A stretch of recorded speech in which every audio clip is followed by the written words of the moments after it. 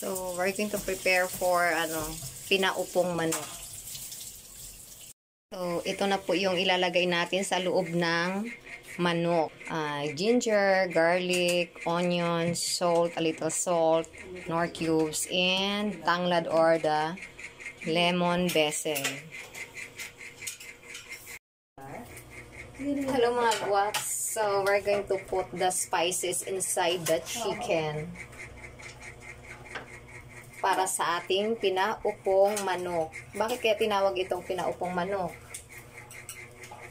Kasi hindi siya natayo.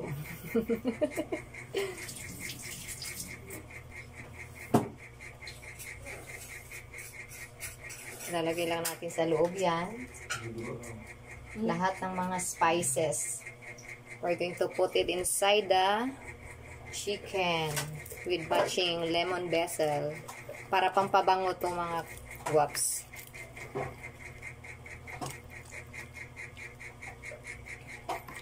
And simply put in a casserole.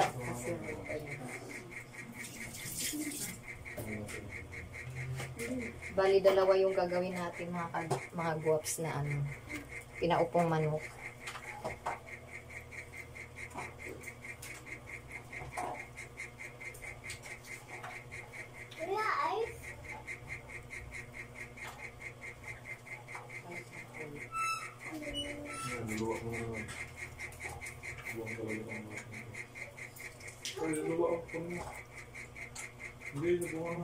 Lemon basil, huwag kalimutan. Para bumango ang ating lutong manok. Malulutong manok. Bisa pa?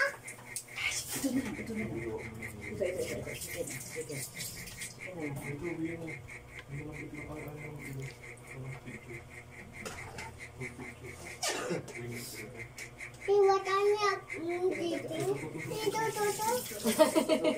Tuto.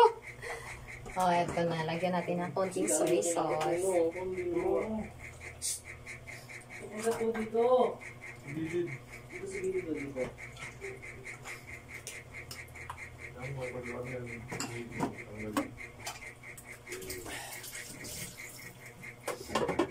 Itakit mo naman ito kuya.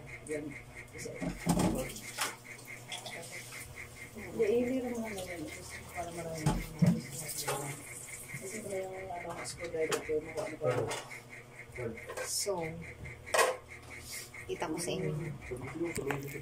Yan, eto na. Ay, yung ating pinaupong manok. Pwede na nating isa lang to. So, we're going to boil.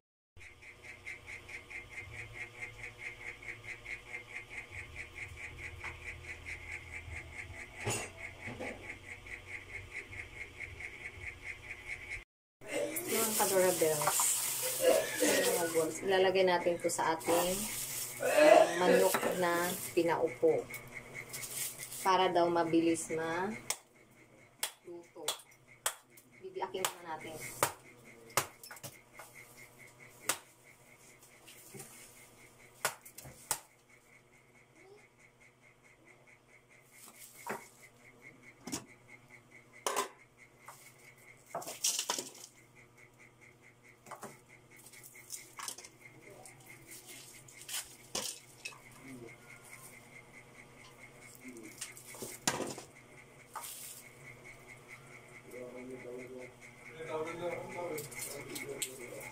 Ito yun na lang gas.